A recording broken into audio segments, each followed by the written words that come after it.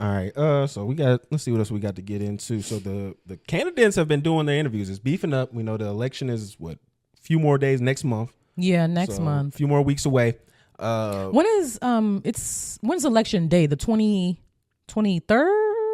I always thought it was the 11th. The 11th? Okay. Because it's usually like the second Tuesday or in the month. Okay. So that's when I believe it is. I got a trip planned. If the country is going to be in civil unrest, I don't know. You're not leaving the country? Yeah, no, that's what I'm saying.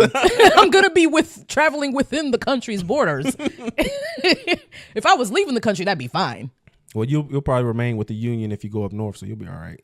But no, like I said, they've been doing a lot of different interviews now. It's been kind of catching up. I want to do a kind of discussion of like a little bit of the juxtaposition.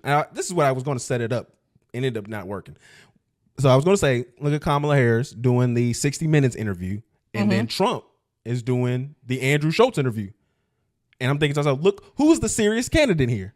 But then I realized a few days beforehand, Kamala sat down with Call Her Daddy. Yeah. They're obviously trying to get like the internet people, the younger people who don't touch grass. We can start with the Kamala stuff and then get into the Trump. I didn't consume either of these interviews, so... No, I definitely watched both of these interviews. I will say one came off slightly better than the other, but there was just a lot of like cuts that I could just see. Just as somebody who edits content, I can tell when they've cut out certain things or they've changed certain things around. So when I'm watching this Kamala one with Call Me Daddy. She's Call Her Daddy? Oh, no, that's Call Me Daddy. Call Me Daddy? Yes. Okay. I thought it was Call Her Daddy. It could be Call Her Daddy. I thought it was Call Me Daddy. Once they were talking there, I could just see like there was very focus of the women. They were talking about, abortion, things of that nature. But Kamala herself is just, she doesn't resonate outside of being seen as a figure of authority for me. Like, I don't really see her. Is it Call Her Daddy? Okay. I don't really see her just when she tries to do the personable stuff, it feels so forced. It feels like she's not being a real person.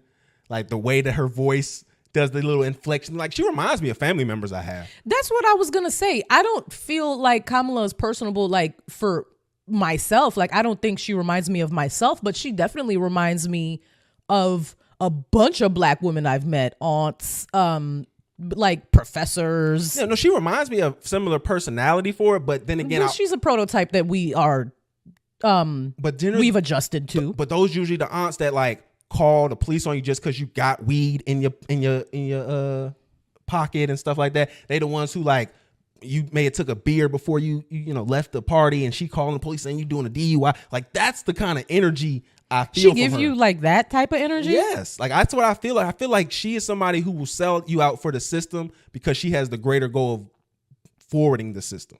I feel like she might be the aunt that catch you doing something, say she not gonna snitch, and then tell your parents immediately. Yeah, I mean that's the same. But not the police. That's even worse though. I mean, in a situation, the parents are your police in that situation. Yeah. So that's what I'm saying. They told an authority. She'll tell an authority figure on it. Yeah. No, she gives me that 100%. It definitely feels like, like when you've ever talked to somebody who dated like an officer, or they played, they didn't bring them around to certain events because they know certain things are going to be around. Like, it feels like somebody that you can't really be comfortable and ingratiate yourself with. That is something I've never really thought about. Like, if you're dating a cop and then you don't want to bring them to the party because everybody back there is smoking weed or something like that, I'll be like, this is something that you're going to have to just suck it up and don't say shit. Like, you going to have to be around my niggas. They go smoke weed. Like, but she just seems like you're not on duty. Who values the system to a fault.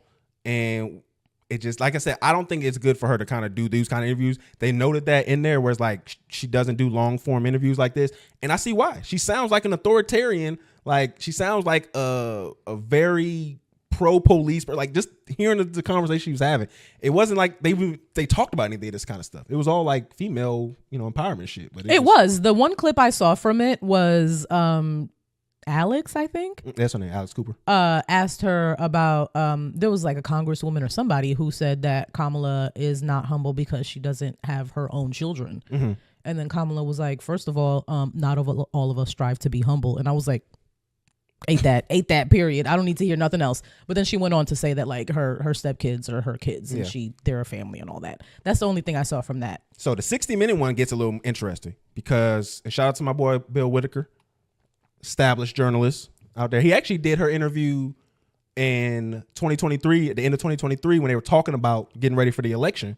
And she said, it's so funny. It was so hilarious because I accidentally watched her old one. Before I watched the new one. Mm-hmm. So for one thing, it was weird because they were talking about Israel and like the conflict they were describing was exactly again what's like nothing's changed within almost a year. Like we've been saying that for a long time. Like this conflict has been going on for a very long time, and it didn't start with a Hamas attack. But continue. That's not what we're talking about. But yeah, so then they talk about that, and then she says with her entire chest that Joe Biden will be running for president.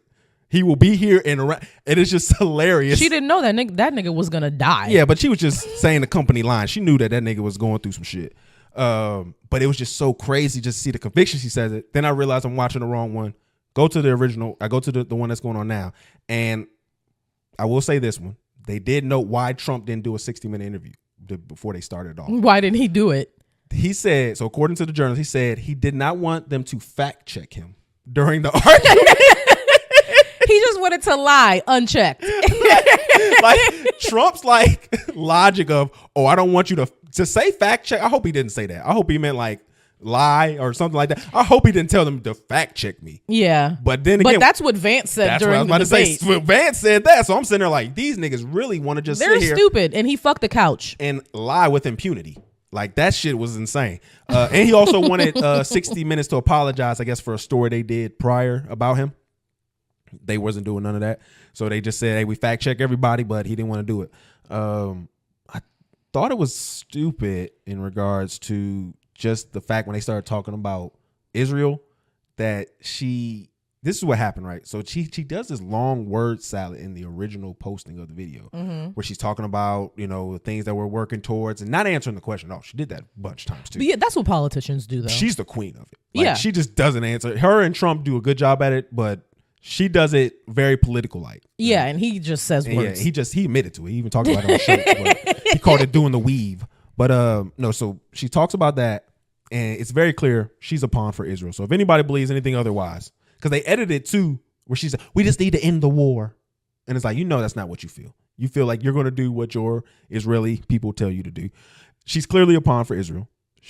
They exposed her on the flip-flopping of all her topics. She did, do the whole, well, I'm just here to learn more information and my, ideals can be altered with more information, but I'm not going to flip-flop on what things I stand for. It's like, okay if you're doing that. I mean, if you have good reason for it. Yeah. But I think it's healthy to change your mind about things once new information is presented to you. Yeah, but that's what you should do. A lot of times it's not new information when it's just new donors. This is when they changed their mind. That's the important part of it. And then she already knew. This is when I already knew she wasn't going to get my vote. But this is what me how I feel about shit like this. Yeah. I've already exposed that too. And that's why it's funny when people are commenting on my comments on Trump and stuff. Like you're for Kamala. Yeah, they're dumbasses who don't clearly watch the show and see that I've spoken this man is plenty about Steinhead. Wake it up, Green Party. But no, she said the word that just it closed it for me. I'm a capitalist. Once she said that, I know I'm done. I'm not with her. I'm not voting for her. Yeah. That was just the main thing for me. That's our economic system, though. I mean, I understand what she's trying to play the politics the way that she has to. But again, my biggest fear with her, because I noticed her doing this too with her hand, the Obama thing. She's like, to me, it feels like we're just getting a carbon female clone of Obama.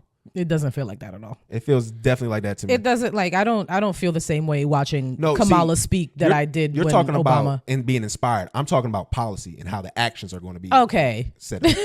I don't see that doesn't work for me anymore. I've grown past where you can't inspire me anymore. Yeah. I'm listening to what you're saying. Yeah. And if what you're saying is the same bullshit that I've been hearing beforehand, then I'm straight off of it. So that's what I mean. Where she's doing the same mannerisms, she's literally looking at the Obama playbook, and she's never going to be that galvanizing. I mean, unfortunately, it's largely due because she's a woman. That's just not going to be how people are going to feel. I don't think it's because she's a woman. I think a woman could be even more galvanizing than Obama was because of the fact that she's a woman. I think that she's not going to be that galvanizing because of how she got into the position of being the person who's running against Trump.